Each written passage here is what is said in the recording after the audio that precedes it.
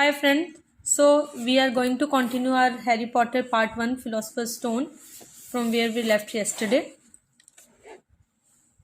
Hermione was now refusing to speak to Harry and Ron, but she was such a bossy know-it-all that they saw this is an added bonus. All they really wanted now was a way of getting back at Malfoy, and to their great delight, just such a thing arrived with the post about a week later. As the owls flooded into the great hall as usual, everyone's attention was caught at once by a long, thin package carried by six large screech owls. Harry was just as interested as everyone else to see what was in this parcel and was amazed when the owls soared down and dropped it right in front of him, knocking his bacon to the floor.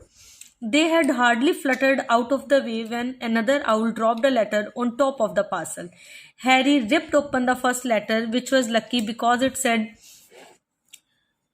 "Do not open the parcel at the table. It contains your new Nimbus 2000, but I don't want everyone knowing you have got a broomstick or they will all want one. Oliver Wood will meet you tonight on the Quidditch pitch at 7 o'clock for your first training session. Professor M. McGonagall." Harry had difficulty hiding his glee as he handed the note to Ron to read. "A Nimbus 2000, Ron moaned enviously.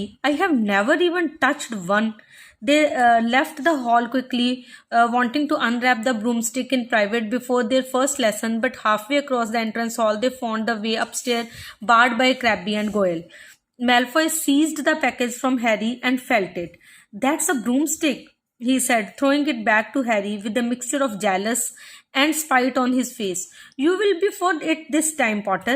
First years aren't allowed them." Ron couldn't resist it. "It's not any old broomstick," he said. "It's a Nimbus 2000. "What did you say you have got at home, Malfoy? A Comet 260? Ron grinned at Harry. "Comets look flashy, but they are not in the same league as the Nimbus. What would you know about it, Weasley?"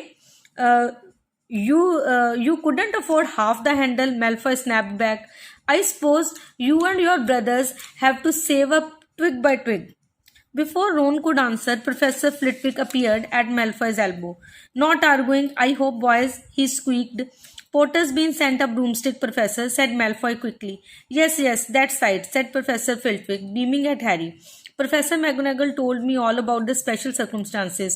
Potter, and what model is it?" "A Nimbus 2000, sir," said Harry, fighting not to laugh at the look of horror on Malfoy's face. "And it's really thanks to Malfoy here that I have got it," he added. Harry and Ron headed upstairs, smoothing their laughter at Malfoy's obvious rage and confusion. "Well, it's true," Harry chortled as they reached the top of the marble staircase. "If he hadn't stolen Neville's remember brawl, remember all, I wouldn't be in the team." "So I suppose you think that's a reward for breaking rules?" came an angry voice from just behind them. Hermione was stomping up the stairs, looking disapprovingly at the package in Harry's hand. "I thought you weren't speaking to us," said Harry. "Yes, don't stop now," said Ron. "It's doing us so much good." Hermione marched away with her nose in the air. Harry had a lot of trouble keeping his mind on his lessons that day. It kept wandering up to the dormitory, where his new broomstick was lying under his bed, or straying off to the Quidditch pitch, where he had been learning to play that night. He bolted his dinner that evening without noticing what he was eating, and then rushed upstairs with Ron to unwrap the Nimbus 2000 at last. "Whoa," Ron sighed as the broomstick rolled onto Harry's bedspread. Even Harry, who knew nothing about the different brooms, though it looked wonderful, sleek and shiny, with the mahogany handle, it had a long tail of neat, straight twigs and Nimbus 2000 written in gold near the top. As 7 o'clock drew nearer, Harry left the castle and set off towards the Quidditch pitch in the dusk. He would never been inside the stadium before. Hundreds of seats were raised in stands around the pitch so that the spectators were high enough to see what was going on. At either end of the pitch were three golden poles with hoops on the end. They reminded Harry of the little plastic sticks Muggle children blew bubbles through, except that they were 50 feet high. Too eager to fly again to wait for wood, Harry mounted his broomstick and kicked off from the ground. What a feeling! He swooped in and out of the goalpost and then sped up and down the pitch. The Nimbus 2000 turned wherever he wanted at his lightest touch. Hey Potter, come down! Oliver Wood had arrived. He was carrying a large wooden crate under his arm. Harry landed next to him. Very nice, said Wood, his eyes glinting. I see what McGonagall meant. You really are a natural. I am just going to teach you the rules this evening. Then you will be joining team practice three times a week. He opened the crate. Inside were four different sized balls.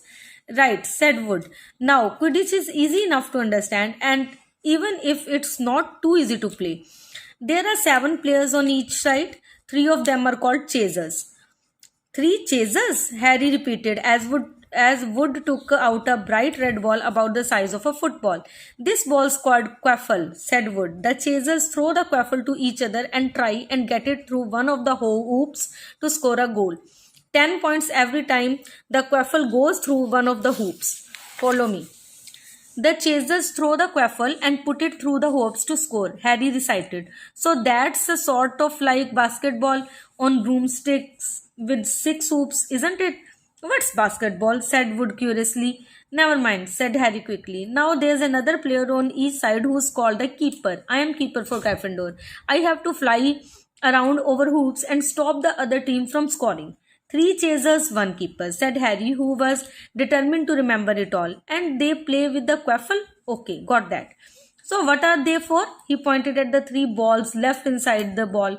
I'll show you now, said Wood. Take this. He handed Harry a small club, a bit like a rounder's bat. I'm going to show you what the Bloodgers do, Wood said.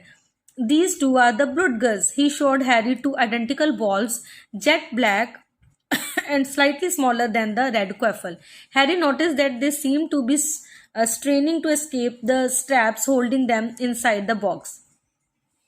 Stand back, Wood warned Harry. He bent down and freed one of the Bloodgers. At once, the black ball rose high in the air and then pelted straight at Harry's face. Harry swung at it with the bat to stop it breaking his nose and send it zigzagging way into the air. It zoomed around their heads and then shot at Wood, who dived on top of it and managed to pin it to the ground.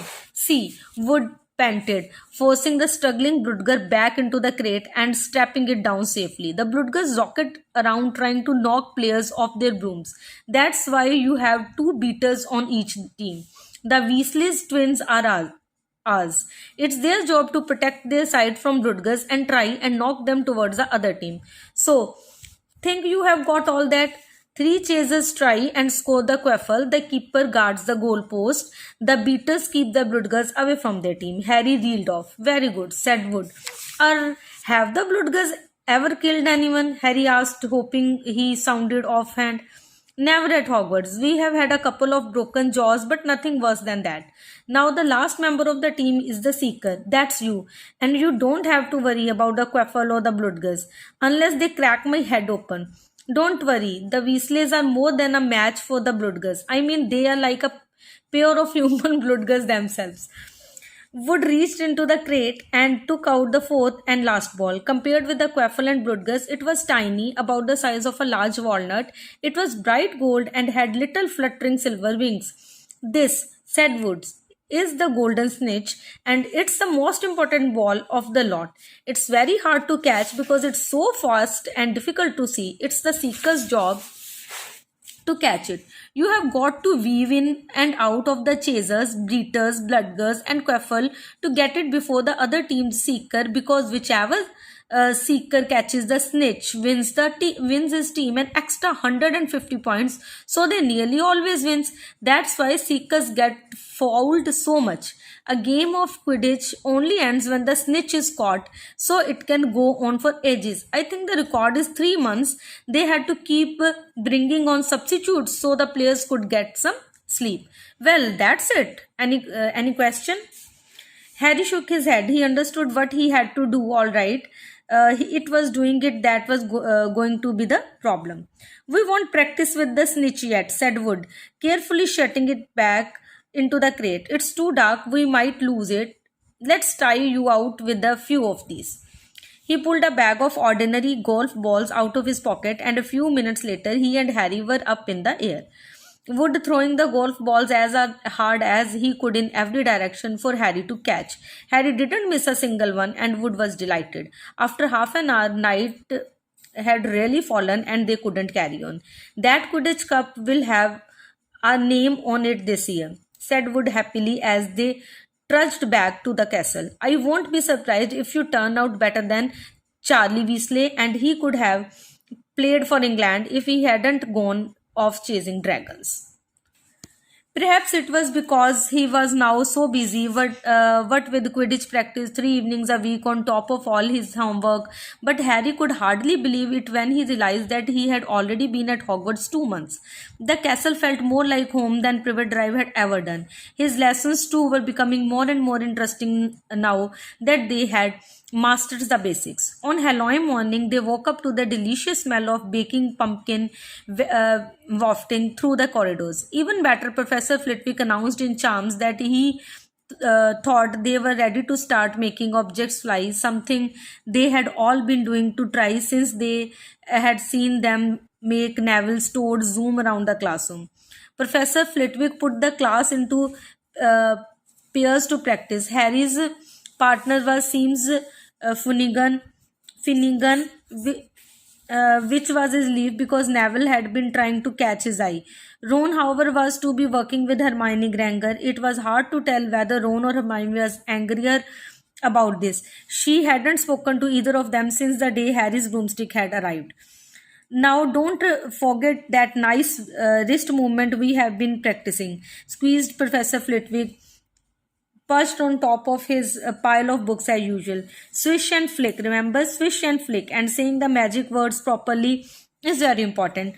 2. Never forget Wizard Barufio, who said S instead of F and found himself on the floor with a buffalo on his chest. It was very difficult. Harry and Seamus swished and flicked, but the feather they were supposed to be sending skywards just lay on the desktop. Seamus got so impatient that he prodded it with his wand and set fire to it. Harry had to put it out with his hat. Ron at the next table wasn't having much more luck.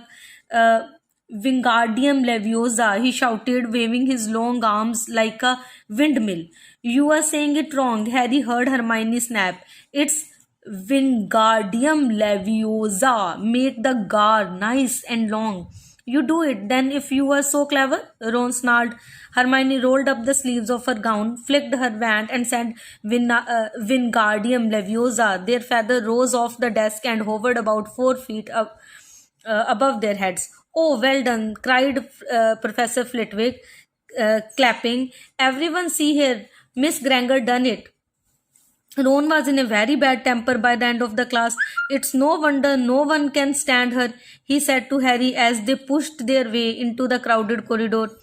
She's a nightmare, honestly.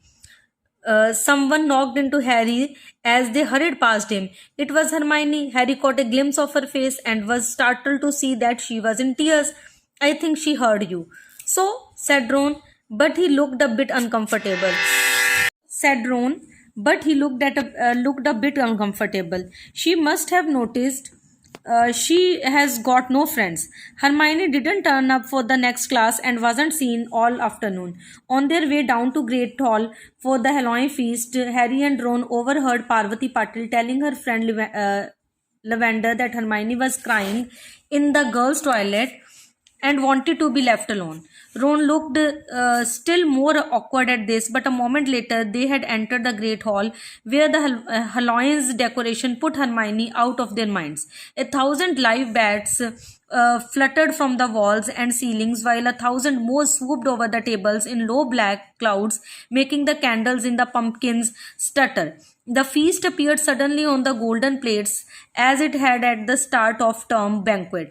Harry was just helping himself to a jacket potato when Professor Quirrell came sprinting into the hall, his turban askew and terror on his face. Everyone stared as he reached Professor Dumbledore's chair, slumped against the table, and gasped, "Troll in the Dungeon, though you ought to know." He then sank to the floor in a dead faint. There was uproar. It took several purple firecrackers exploding from the end of Professor Dumbledore's van to bring silence. Prefects, he rumbled, lead your houses back to the dormitories immediately. Percy was in his element. Follow me. Stick together, first years. No need to fear the troll if you follow my orders. Stay close behind me now. Make way. First years coming through. Excuse me, I am a prefect. How could a troll get in? Harry asked as they climbed the stairs. Don't ask me. They are supposed to be really stupid, said Ron. Maybe Peeves let it in for a Halloween joke. They passed different groups of people hurrying in different directions as they jostled their way through a crowd of confused Hufflepuffs. Harry suddenly grabbed Ron's arm. I have just thought, Hermione, what about her? She doesn't know about the troll. Ron bit his lip. Oh, all right, he snapped. But Percy's better not see us. Ducking down, they joined the Hufflepuffs going the other way, slipped down a deserted side corridor, and hurried off towards the girls' toilet. They had just turned the corner when they heard quick footsteps behind them. Percy hissed Ron, pulling Harry behind a large stone griffin. Peering around it, however, they saw not Percy but Snape. He crossed the corridor and disappeared from view. What's he doing? Harry whispered. Why isn't he down in the dungeon with the rest of the teachers? Search me. Quietly as possible, they crept along the next corridor after Snape's fading footsteps. He's heading for the third floor, Harry said, but Ron held up his hand. Can you smell something? Harry sniffed, and a foul stench reached his nostril, a mixture of old socks and a kind of public toilet no one seems to clean. And then they heard it, a low grunting and the shuffling footfalls of gingatic feet. Ron pointed. At the end of a passage to the left, something huge was moving toward them. They shrank into the shadows and watched as it emerged into a patch of moonlight. It was a horrible sight. 12 feet tall, its skin was a dull, granite grey, its great lumpy body like a boulder, with its small bald head perched on the top like a coconut. It had short legs, thick as tree trunks, with flat, horny feet. The smell coming from it was incredible. It was holding a huge wooden club which dragged along the floor because its arms were so long. The troll stopped next to a doorway and peered inside. It waggled its long ears, making up its tiny mind, then slouched slowly into the room. The key's in the lock, Harry muttered. We could lock it in. Good idea, said Ron nervously. They edged towards the open door, mouths dry, praying the troll wasn't about to come out of it. With one great leap, Harry managed to grab the key, slam the door, and lock it. Yes, flushed with their victory, they started to run back up the passage, but as they reached the corner, they heard something that made their hearts stop. A high, petrified scream, and it was coming from the chamber they had just locked up. Oh no, said Ron, pale as the bloody baron. It's the girls' toilet, Harry gasped. Hermione, they said together. It was the last thing they wanted to do, but what choice did they have? Wheeling around, they sprinted back to the door and turned the key, fumbling in their panic. Harry pulled the door open. They ran inside. Hermione Granger was shrinking against the wall opposite, looking as if she was about to faint. The troll was advancing on her, knocking the sinks off the walls as it went. Confuse it, Harry said desperately to Ron, and seizing a tap, he threw it as hard as he could against the wall. The troll stopped a few feet from Hermione. It lumbered around, blinking stupidly to see what had made the noise. Its mean little eyes saw Harry. It hesitated, then made for him instead, lifting its club as it went. Oi, pea-brain, yelled Ron from the other side of the chamber, and he threw a metal pipe at it. The troll didn't even seem to notice the pipe hitting its shoulder, but it heard the yell and posed again, uh, turning its ugly snout towards Ron instead, giving Harry time to run around it. Come on, run, run, Harry yelled at Hermione, trying to pull her towards the door. But she couldn't move. She was still flat against the wall, her mouth open with terror. The shouting and echo seemed to be driving the troll berserk. It roared again and started towards Ron, who was nearest and had no way to escape. Harry then did something that was both very brave and very stupid. He took a great running jump and managed to fasten his arms around the troll's neck from behind. The troll couldn't feel Harry hanging there, but even a troll will notice if you stick a long bit of wood up its nose, and Harry's wand had still been in his hand when he had jumped. It had gone straight up one of the troll's nostrils. Howling with pain, the troll twisted and flayed its club with Harry clinging on for dear life. Any second, the troll was going to rip him off or catch him a terrible blow with the club. Hermione had sunk to the floor in fright. Ron pulled out his own wand, not knowing what he was going to do. He heard himself cry the first spell that came into his head, Wingardium Leviosa. The club flew suddenly out of Troll's hand, rose high up into the air, turned slowly over and dropped with a sickening crack onto its owner's head. The troll swayed on the spot and then fell flat on its face with a thud that made the whole room tremble. Harry got to his feet. He was shaking and out of breath. Ron was standing there with his wand still raised, staring at what he had done. It was Hermione who spoke first. "Is it dead?" "I don't think so," said Harry. "I think it's just been knocked out." He bent down and pulled his wand out of the troll's nose. It was covered in what looked like lumpy grey glue. Oh, troll bogies. He wiped it on the troll's trousers. A sudden slamming and loud footsteps made the three of them look up. They hadn't realized what a racket they had been making, but of course, someone downstairs must have heard the crashes and the trolls rose. A moment later, Professor McGonagall had come bursting into the room, closely followed by Snape, with Quirrell bringing up the rear.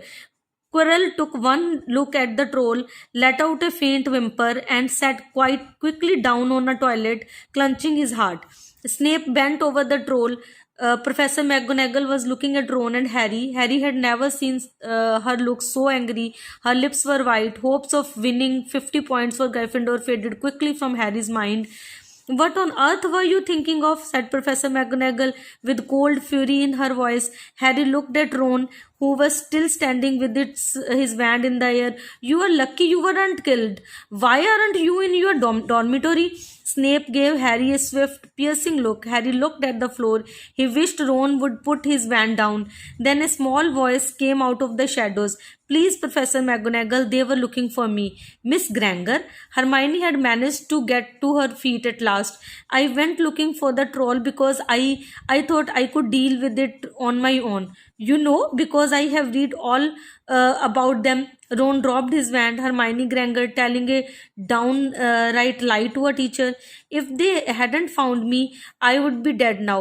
Harry stuck his wand up his nose and Ron knocked it out with its own club. Thank you. So here we end today's reading. We'll continue from page number 191 tomorrow. Bye bye.